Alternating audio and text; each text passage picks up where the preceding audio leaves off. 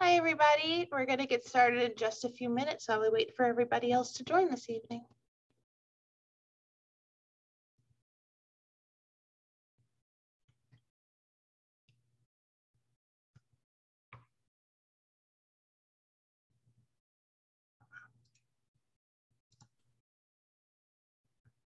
I feel like I should do All righty. it. I told you it's brief but unavoidable awkward pause. I should have just froze. I should have just done one of those like. You so could. That everyone would think the screen had frozen, so it wasn't awkward. All right. Are we gonna? We'll do audience questions too, right? We will. Oh, So cool. we will be taking audience questions at the end. So as we're going on this evening, please make sure to leave all your questions you have in the Q&A section, and we'll get to as many as we can. But tonight, I would like to welcome everyone to the Hudson Library and Historical Society's virtual author series.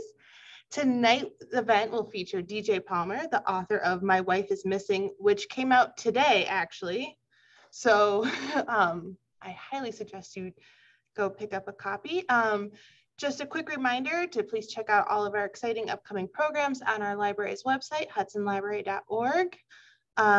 We have a lot of great virtual programs coming up, especially we're working on our fall lineup, so make sure you stay tuned for that. Like I said, at any point during this event, if you want to have a question, please leave in the Q&A section. We will try to get to as many as we can. Also, we will be putting the link to purchase My Wife is Missing in the chat from our local independent bookstore, the Learn It Out. So make sure you check that out. Now that that's all out of the way, on to tonight's author. DJ Palmer is the author of numerous critically acclaimed suspense novels, including The New Husband, Saving Meghan, The Perfect Daughter. He received a master's degree from Boston University, and after a career in e-commerce, he shifted gears to writing full-time. He now lives by the ocean with his ever-faithful dog, who we might see a glimpse of. There he is. Hi, DJ. Thank you so much for joining us this evening. Thank you. Thank you so much for inviting me, including me. Thank you, everybody who logged in. Super grateful, happy to be here, and excited to talk about the book or books or anything you want to talk about. I have to say, I was able to get an advanced copy of the book, and I loved it. There's so many fun twists and turns. This is a genre that I personally love to read a lot, and I did not see a lot of it coming. So for everyone watching tonight, we will be avoiding any spoilers, because this book is way too much fun and you've got to go on the ride yourself. So we will be avoiding all of that. Yeah, thank you. It's really hard to I think in this day and age, it's really hard to surprise people.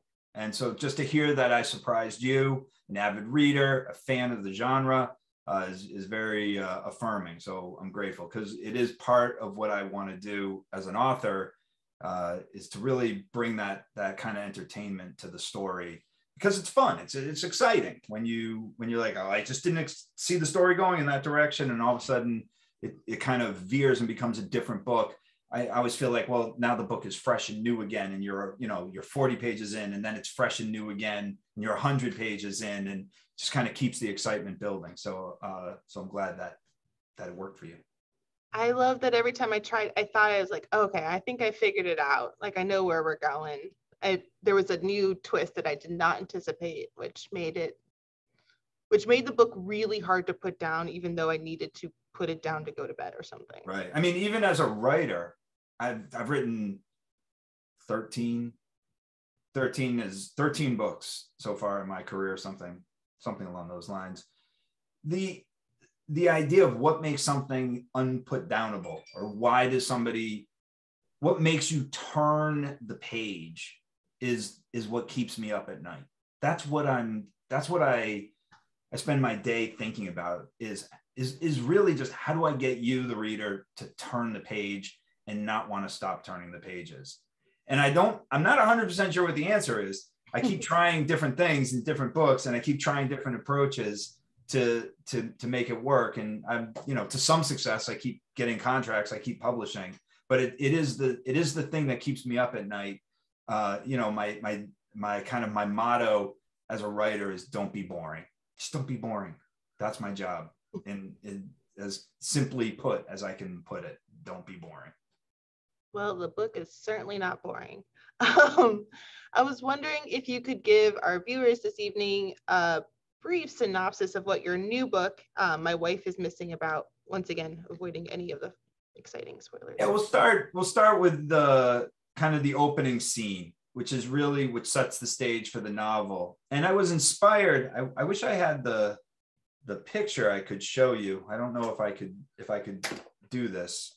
I probably should have prepped. I didn't even think, we should have this. But I was on a ski vacation with my daughter, and I'm going to see if I can find this picture, because it's worth it if I can show it to you all. Hang on one second. Bear with me. It's going to happen. I'm going to find it. All right, wait, I checked one more spot. I'm on a ski vacation with my daughter, and we come upon this image. I almost got it. Here it is. I got it. So I don't know if you can see this. If that's it's clear. A bear. Is it like a stuffed animal? It's a stuffed animal, and it's a snowy catwalk in a motel in the middle of New Hampshire. This is maybe a few days before the whole COVID situation went gangbusters, but I'm walking along this snowy catwalk, and there's this bear just sitting there, this lonely bear. And this is what writers do.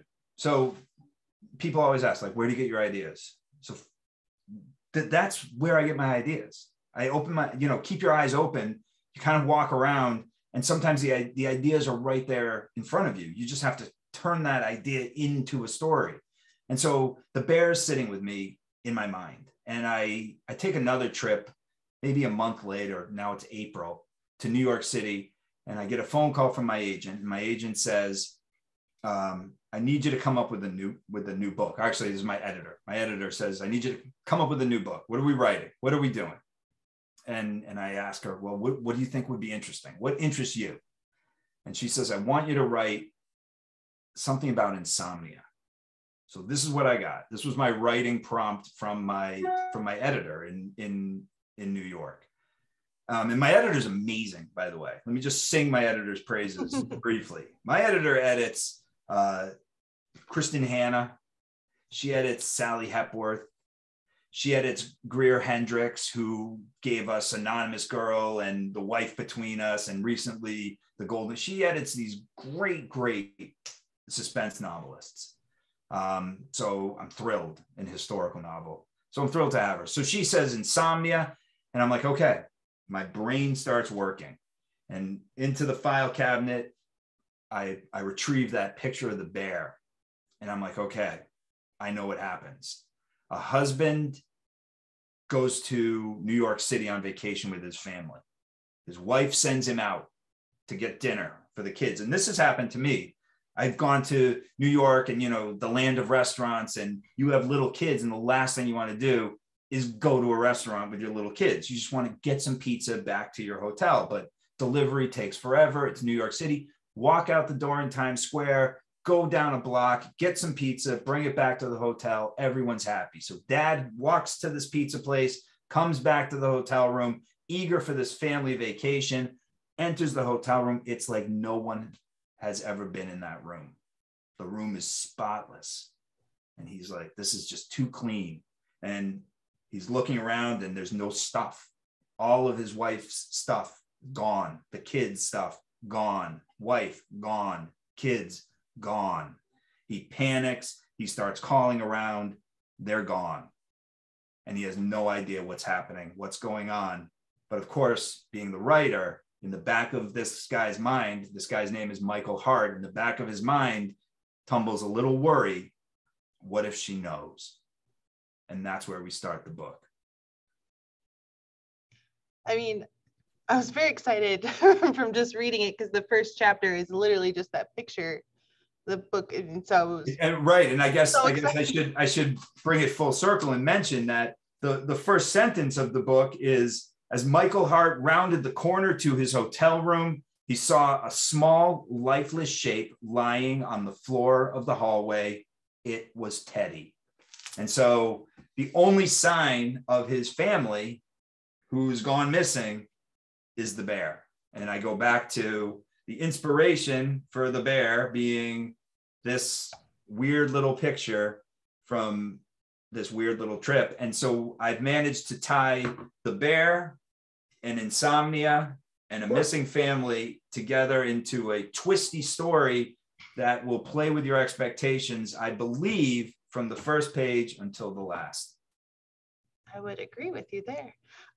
Like you said, Natalie, the wife, suffers from insomnia, and a lot of her storyline deals with her both trying to uncover secrets while also constantly like doubting herself and her reality. And if she... Right.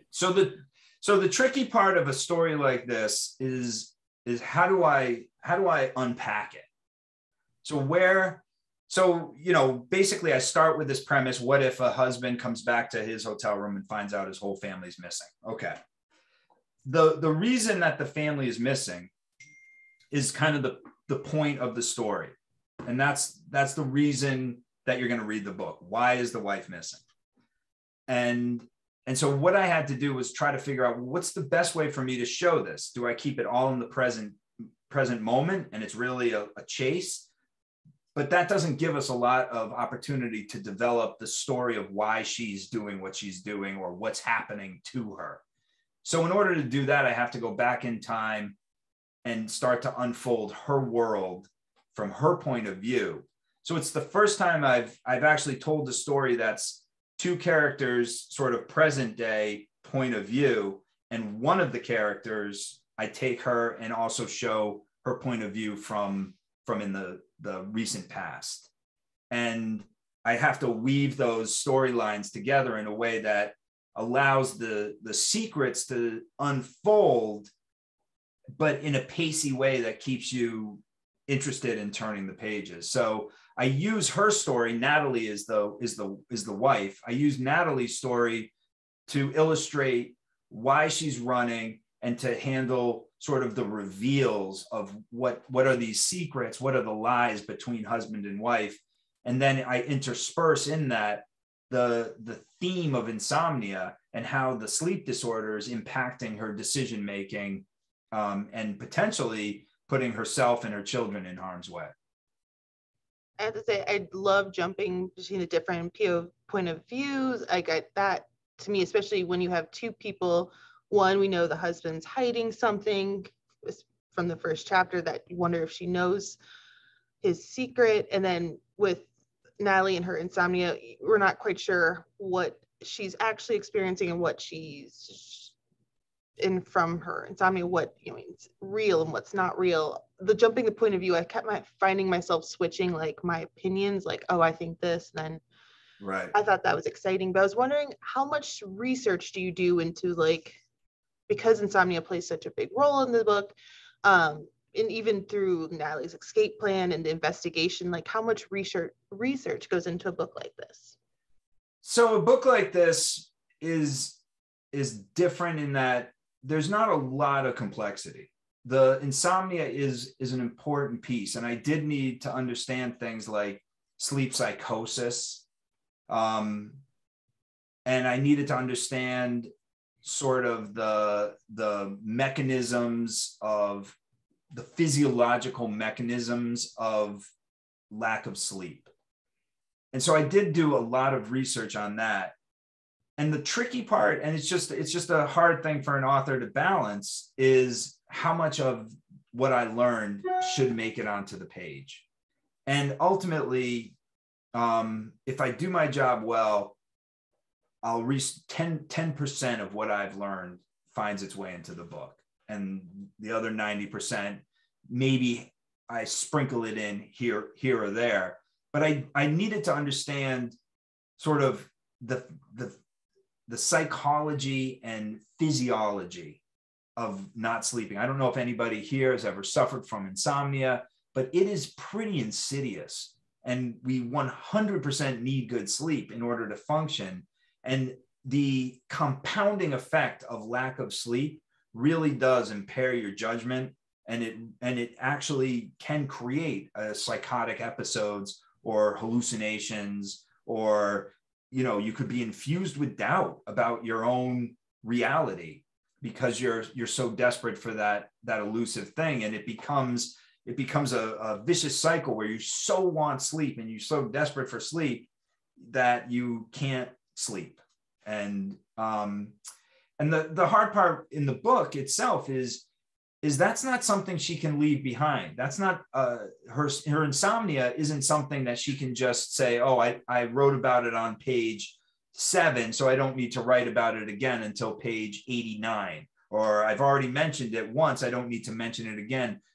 Insomnia is never not with you, and so it's always going to be with this character, and so it becomes a very pervasive theme in the story, and you can't get away from it in the book, same as you can't get away from it in real life. That's good. And I think part of my reaction to it was I had just read a book about the importance of sleep and what it does to your brain and all of that. So when I was reading this, I was like, oh no, I've already read the nonfiction, like medical synopsis. I was like, that's right. Right. I mean, after I wrote My Wife is Missing, I've changed behaviors. No electronics hours before. Well, okay. Wordle. Does Wordle count? All right. I do Wordle before bed. I can't help myself. I love Wordle. But I really do try to kind of calm my brain before sleep. I try to enter kind of a ritual about pre-sleep rituals, just so I get decent amounts of sleep every night. And now at my age, I think the number is 7. So I'm shooting for 7 hours a night, and it's vital to your health. So I want everybody watching to make sure that you shut down those electronics. Don't spend too much time on electronics. No caffeine after 3. Try to eat your big meal during lunch more than dinner. Eat smaller meals at dinner. It'll help with your digestion. Do a little breath meditation before bed. This is an interesting breathing technique that anyone can do, which is you inhale deeply through your nose and breathe out through your mouth while filling your belly. And that actually resets your parasympathetic nervous system. And it really is an incredibly calming breath technique. So 2 sharp breaths in, 1 long breath out. Do that 3 or 4 times before bed, and you'll sleep like a baby. DJ says so. I feel like the characters in your book could have used some deep calming breathing activities. Yeah, I can't do a lot of calm moments in these books because that's not why you want to read them. People want to read these novels. I asked myself that question as well. I was like, why do you want a story like this? Why does a reader want kind of an intense story? And I think we need a way to process our own fears, our own uncertainties, our own doubts. And it allows us a chance to sort of see people in extremely adverse circumstances overcome them. And ultimately, these become stories of hope and redemption, and they have a very positive end. It's just there's a lot of tumult and turmoil getting to that redemptive part of the story. But I do think that's kind of one of the beauties of storytelling. And the other part is we're all, in my opinion, right? We're all part of the same thing. We're all part of the human experience.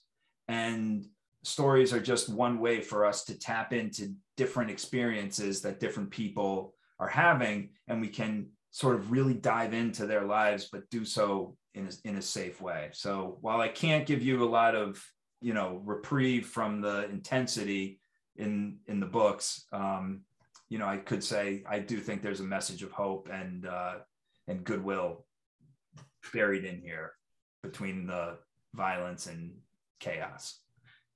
I would say so, and it's just also so much fun to try to figure it out. People love that, right? And it's actually stressful for the writer because you guys have gotten really smart. You're all so smart. You're just you've read, I feel like, oh, they've read that, they've seen that. So I keep reading all the time. I have book after book. This is my desk right now. This is Linwood Barclay's new one, in ARC form. Linwood Barclay's a great writer. Here's one from Don Winslow, City on Fire, which is just came out. And here's another one from my good friend, Chris Pavone. I don't know if you know Chris, but Two Nights in Lisbon. There you go. So I read all the time. Here's another one on my desk. This one is awesome. I don't know if you've read this one yet. I have. Will be but a goodie. And so I'm always saying, well, how can I surprise you? How can I surprise you? What can I do to play with your expectations? And it's sort of a mantra of mine as I'm writing. It's one of the kind of the driving forces behind my work, is to say, I'm gonna do it. I'm gonna pull off a magic trick. That's how I look at what I do. I kind of do setups, I do reveals, but I also do a lot of misdirection. And if I'm clever about it, you're just gonna miss what was in front of you. And that's the tricky part. I was gonna ask, well, it's like a two-parter. I was gonna see what attracted you to writing this genre, and I wanted to see, which you've answered, if you like, what are you reading and what do you like to also read this genre? But it seems like you do, especially because you know some of the tropes and you choose, and your book definitely goes not in the way I thought it would. So right. Clearly you stay. Yeah, there's a great, I'm a big fan of art in general and creativity in general. And I'm a huge fan of Dali, the painter, Dali. And I went to his museum in Spain, and I'm in, where in Spain is it? Northern Spain, up by Barcelona.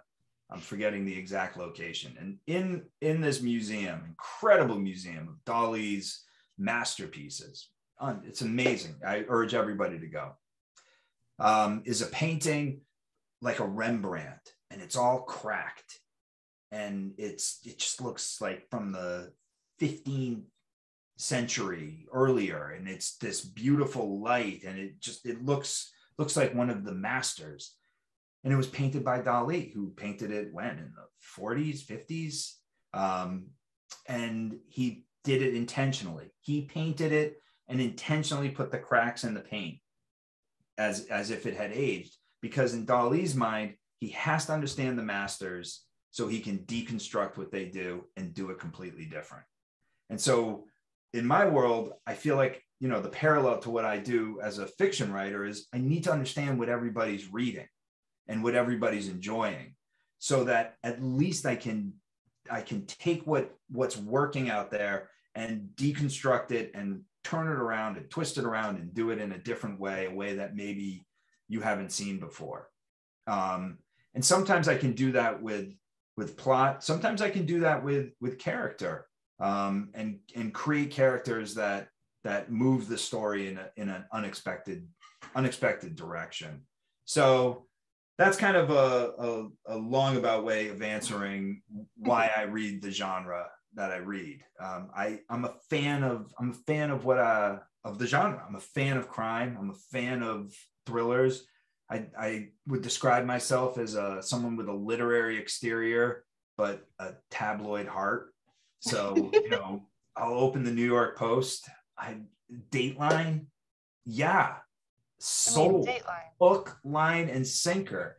And I watch it like you probably would watch. It's like a human car wreck. I don't do it, though, for Schadenfreude to kind of bask in the misery of others. I do it to try to say, what were you thinking? Like, why did you make those terrible choices? And I want to bring those stories to life. It inspires me to try to unpack the human condition and try to say, okay, what would drive somebody to make terrible decisions? And then not only drive somebody to make terrible decisions, but you'll read about them in my book, and you'll say, okay, I wouldn't have done that, but I could see how somebody would. And now you're following somebody's bad decision down a bad road, which is going to lead them to a bad outcome. So, and I know it was a two-parter, so I may have only touched upon one part. What was the other? What attracted you to, like, I guess Oh I'm yeah, how you got started writing this? Yeah, this is a good little segue into my writing career. And since we're, this is kind of my thing. This is about me. Did I make it about me? I was, first of all, a couple backstory notes. I was not the guy who came out of the womb with a pen in hand, who was like, I'm gonna be a writer, who was in his English classes that the teachers kind of singled out and said, this is your path and you're definitely gonna be a writer. And I always had a book in my hand, and I fell in love with the Hardy Boys or Nancy Drew, or I just wasn't that kid. I didn't have the attention span. I didn't have the interest. I read some, but I wasn't a passion of mine at all, ever. Never did I think I was going to carve out a career as a fiction writer. I thought I would be a filmmaker. I thought I might work in advertising. The thing that I always had that I didn't really need to cultivate, because it was innate inside me, is a sense of drama. I kind of knew what was dramatic. I'm kind of it's just sort of how I'm wired. And I had a crazy imagination. I could be outside in my yard with 2 sticks running around. And so if you came over to the house to have tea or whatever, and my mom was there and she's in the kitchen, and you look out the window and you saw some crazy kid just running around with 2 sticks, like a kind of a little wild child. And you said, well, what's he doing? In my mom's eyes, it looked like I was running around with 2 sticks. In my mind, it was World War II, and I was on the battlefield, and I saw it as vividly as Saving Private Ryan. And so I take that imagination and I ended up putting it on the page. And it was after I did my e-commerce career. So I ended up building barnesandnoble.com. So that was the first website. I was the 3rd or 4th employee hired to build bn.com, competing with Amazon. Never did I think I would sell books on Barnes and Noble. My job was to build the e-commerce website. And then I left, and I was building e-commerce businesses for Dick's Sporting Goods, for Ulta Cosmetics. Do you guys have Ultas out there, right? I think I used to go to the Midwest. I used to fly to Chicago. I think it was Chicago. And that's where I set up this whole warehouse for photographing all of the products at Ulta. And eventually this business that I had kind of started, it just had its time. It had its day, and its day came and went. And I walked out on the last day that we closed down our shop, and I got a download from the universe. I don't know if this has ever happened to anybody. It's happened to me a few times now. And it's as if I'm just plugged into some source, and it's just telling me what is going to happen. And it was very clear. It said, you're going to be a writer. Now you need to write. And it was that moment in 1999, I was like, okay, I'm going to write.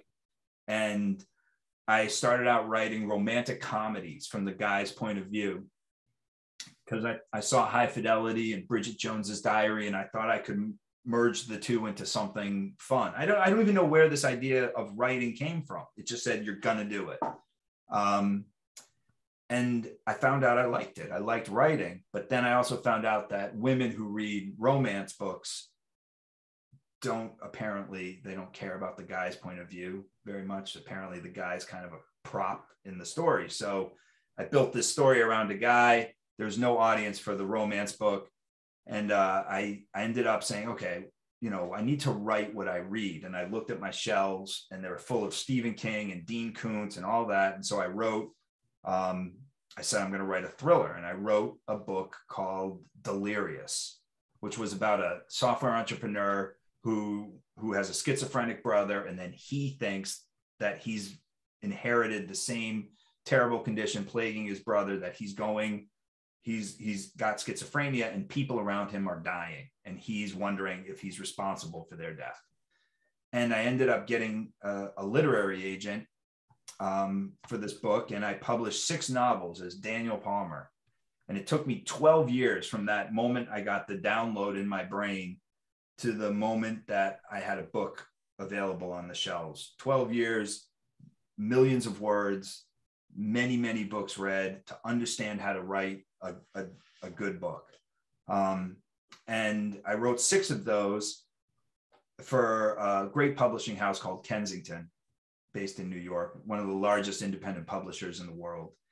And then in 2013, my father, Michael Palmer, who was a well-known, well-loved, big best-selling medical suspense novelist, he passed away very suddenly at an airport in New York City on his way home from a trip to Africa. And while we're all shocked and we're mourning this profound loss, his editor asked me if I could write my father's books. So I don't know if you've seen this Vince Flynn, Tom Clancy, V.C. Andrews. There's a host of authors who are still publishing books under their name. Robert Parker, who is a local Boston writer. I'm from Boston. And so we just said, my dad has a big audience and they'd want more of his books. Would I be willing to do it? And I said I'd give it a try. I'm not a doctor, but I think I can pull it on. I've seen one on TV, right? Basically that. So I wrote 3 medical thrillers for St. Martin's Press for my father's editor, Trauma, Mercy, and The First Family. And those did very well. And I managed to pull it off thanks to some friends and family who had a lot more medical knowledge than I did. And I wrote a 4th book, a Michael Palmer medical thriller that was supposed to be based on a story out of Boston about a young woman who went into a hospital for stomach cramps and didn't come out for 18 months. And in the process, the state took control of her, made her a ward of the state. They stripped away her parents of parental power, and they accused the mother of Munchausen syndrome by proxy, which is where she's making her daughter sick for her own personal psychological gain. And I wrote this book called Cruel Treatment, and it really was a departure from what I did for my dad. My dad's kind of legacy. It was more of an introspective family drama than it was a broad scoped medical thriller. My editor loved this book.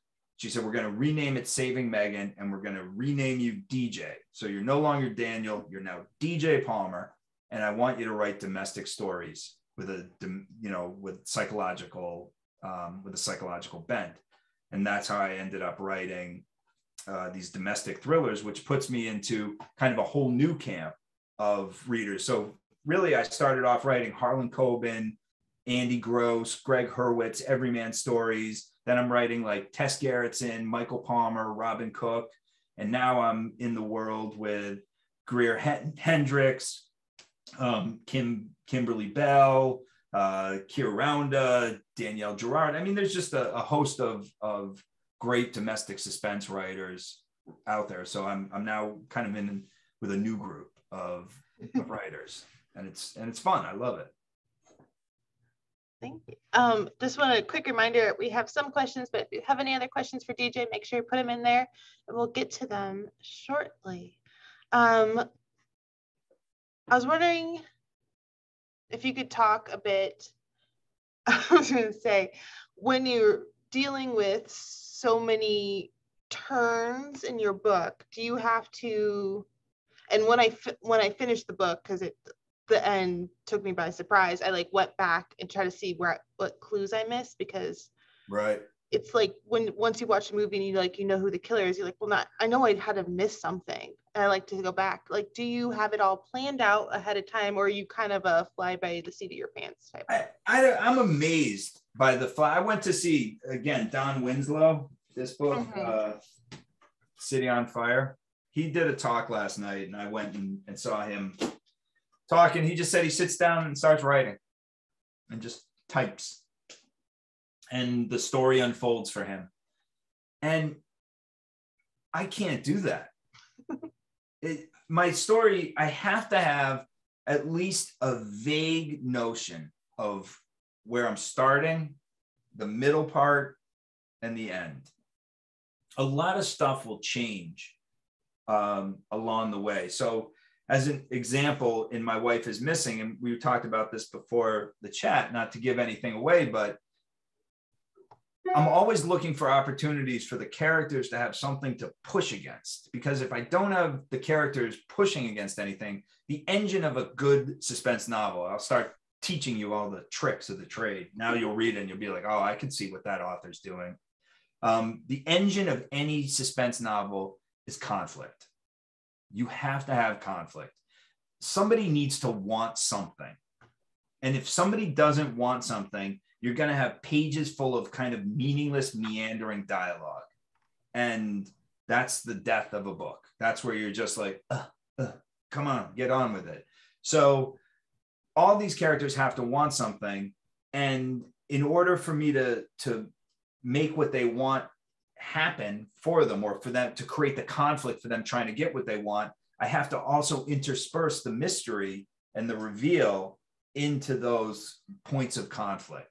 And so I have to find the beats of the story and look for the moments where the pacing needs to increase. I need to give you a little bit of a hint, but I can't give you too much of a hint. So now I'm going to have to redirect you because I gave you a hint. Now I'm going to redirect you away from what I showed you, and I'm going to get back to the conflict. And so if I have enough conflict, and if I have enough engine, and there's enough firepower, and it's churning at enough rate, you're going to miss the things that I'm showing you.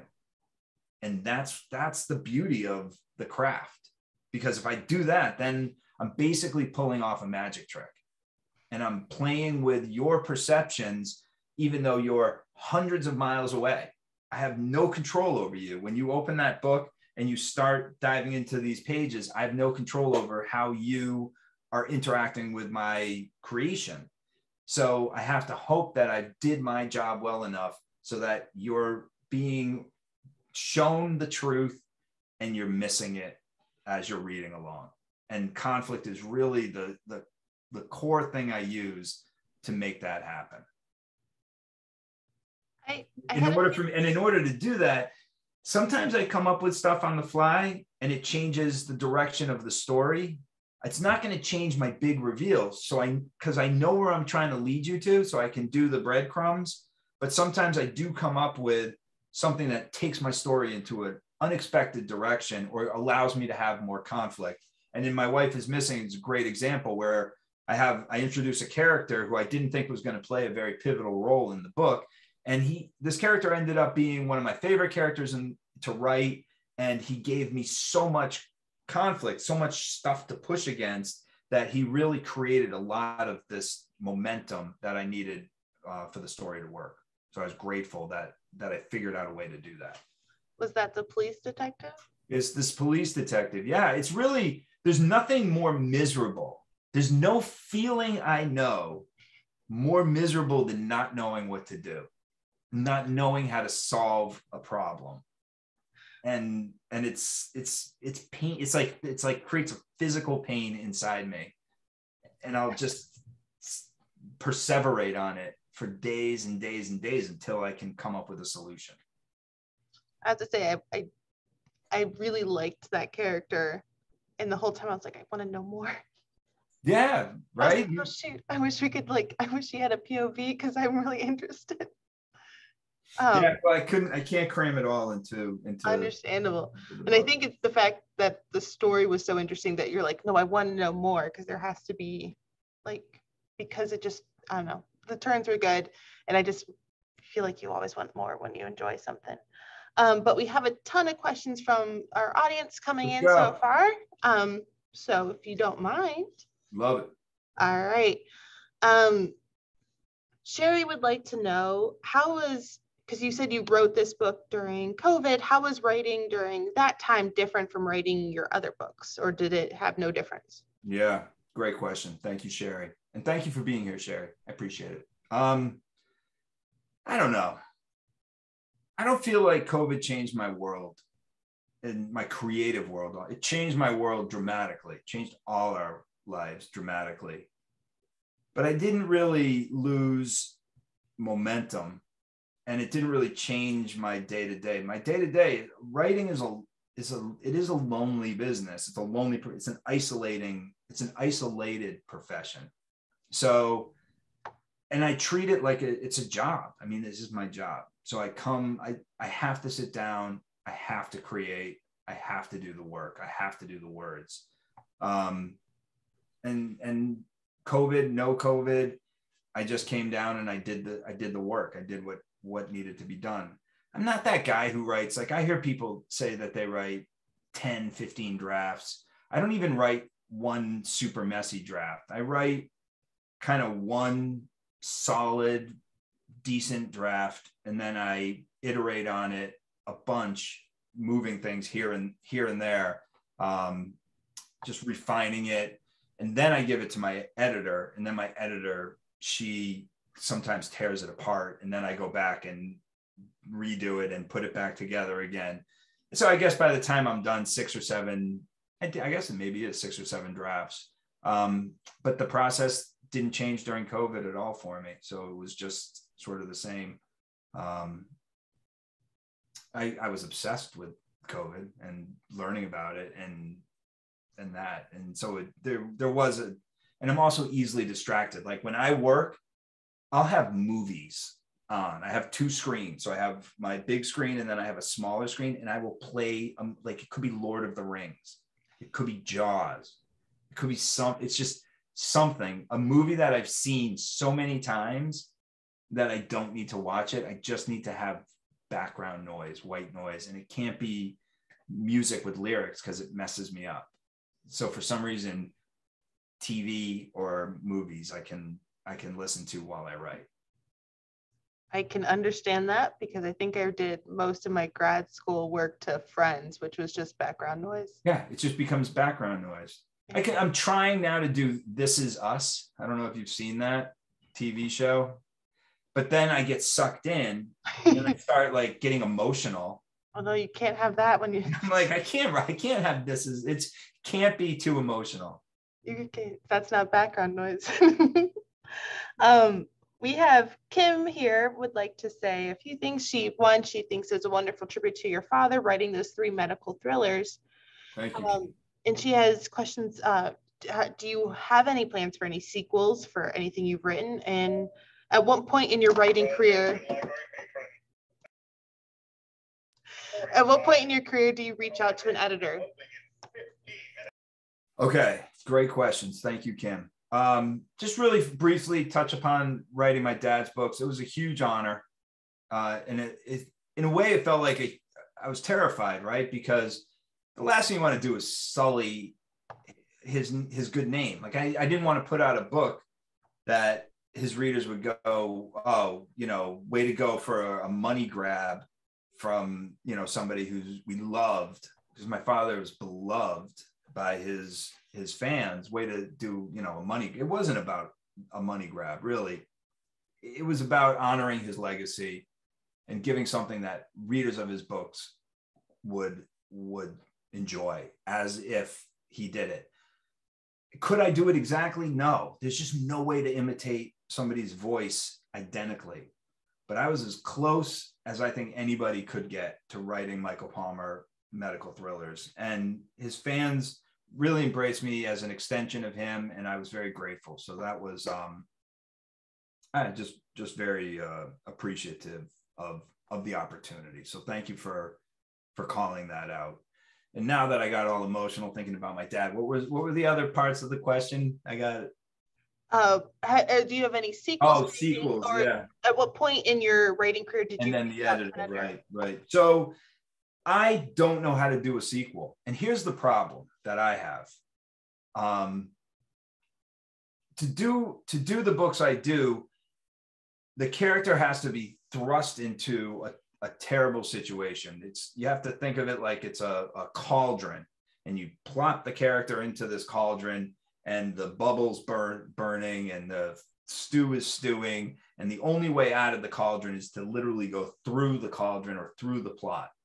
and I have these ordinary people, I can't have extraordinary things happening to them over and over and over again. So that's why these procedurals work great.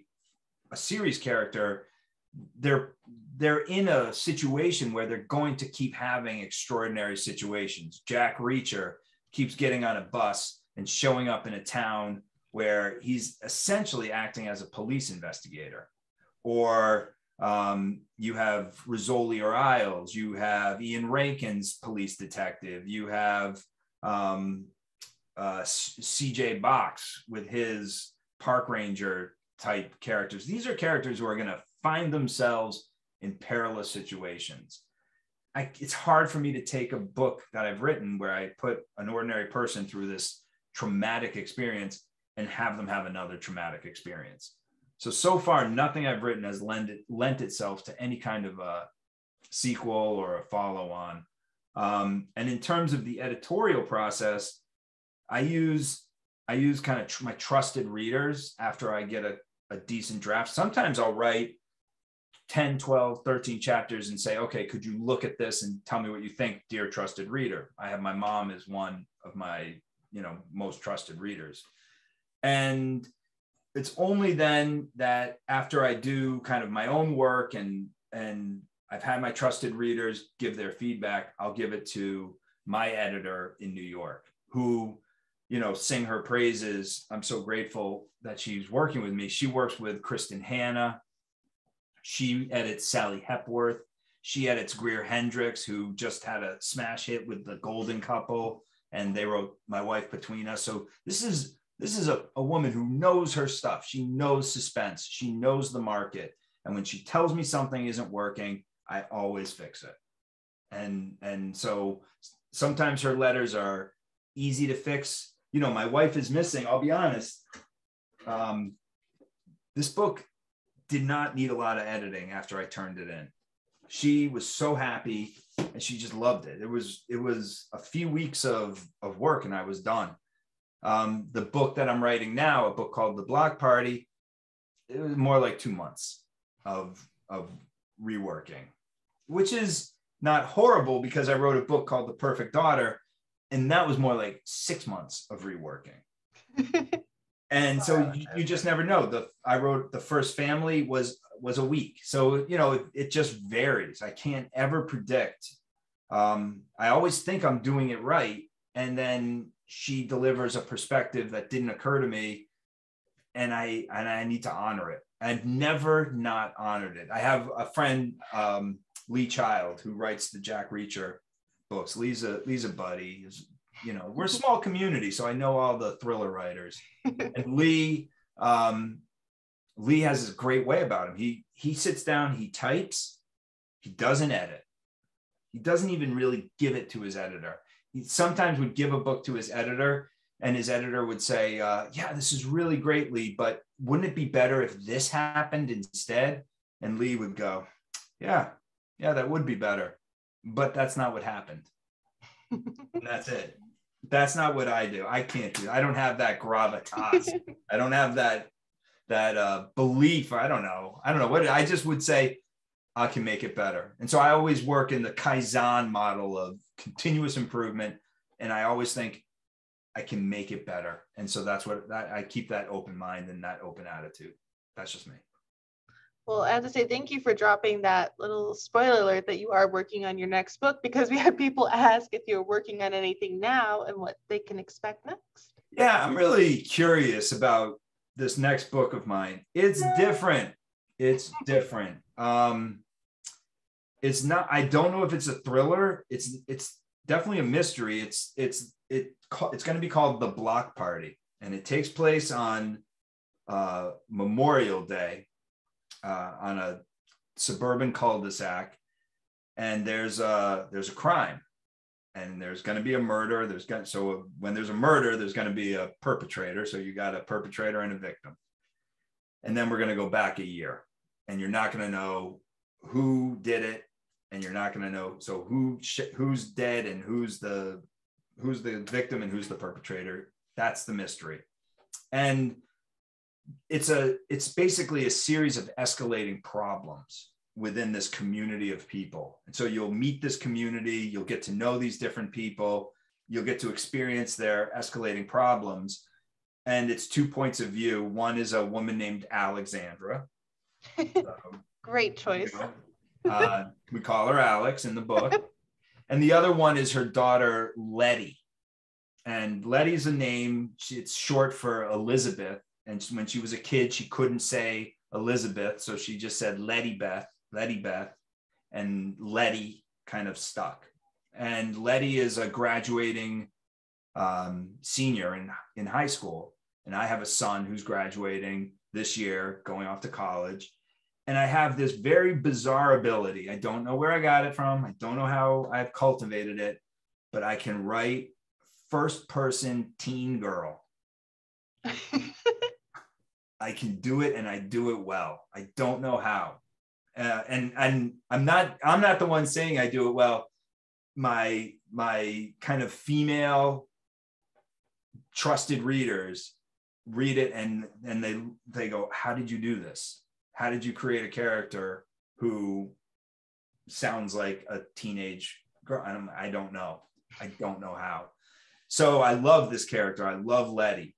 She's a great character. And mom is a disaster on legs. And the community on Alton Road is a total mess.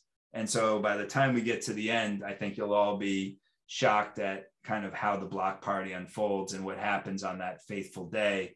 And so it'll be fun because I'm taking you from spring to, and it's the first time I've ever done this. So I'm really eager to see how people respond, but I'm doing spring, summer, fall, winter, spring, and the epilogue will be summer.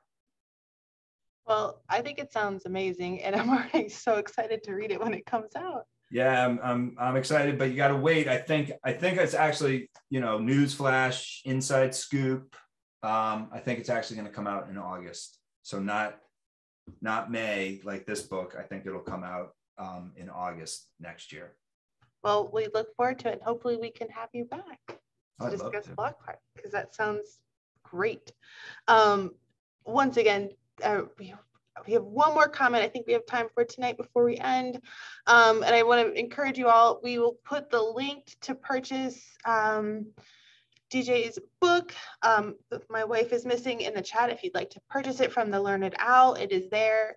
All of our copies are checked out right now. So. Oh, good. Yay.